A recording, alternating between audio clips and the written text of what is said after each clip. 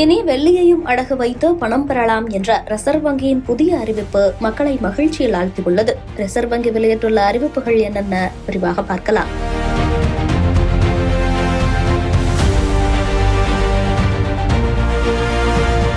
நகைக்கடன் என்றாலே தங்கம்தான் நினைவுக்கு வரும். ஆனால் இனி வெள்ளியையும் அடகு வைத்து பணம் பெறலாம். வெள்ளி நகைகளுக்கும் கடனளிக்கும் திட்டத்திற்காக புதிய வழிகாட்டுதல்களை ரிசர்வ் வங்கி வெளியிட்டுள்ளது.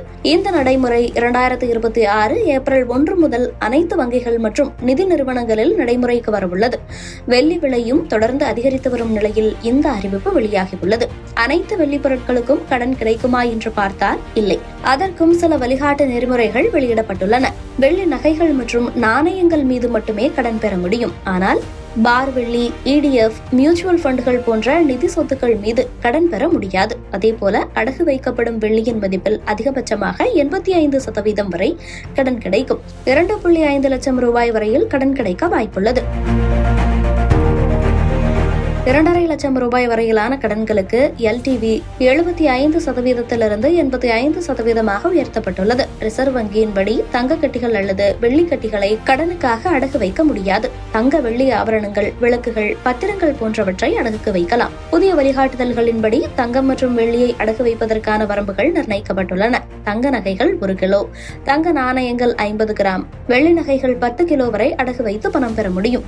ஏற்கனவே வைக்கப்பட்டுள்ள தங்கம் வெள்ளியை மறு அடமானம் வைக்கவோ அதன் மீது மீண்டும் கடன் பெறவோ முடியாது. மேலும் ஒருவர் தங்கம், வெள்ளி அல்லது தங்க பத்திரங்களை வாங்குவதற்காக கடன் பெறவும் அனுமதிக்கப்படாது.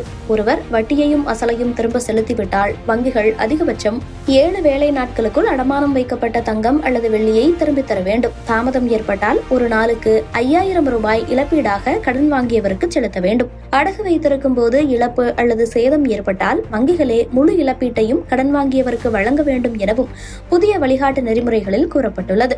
தங்கம் மட்டுமே அடகு வைக்க முடியும் என்ற ஒரு சூழல் இருந்த நிலையில் தற்போது வெள்ளியையும் அடகு வைக்கலாம் என்ற RBIயின் இந்த அறிவிப்பு சாமானியர்களுக்கு பயனுள்ளதாக இருக்கும் என்றால் அது மிகையல்ல.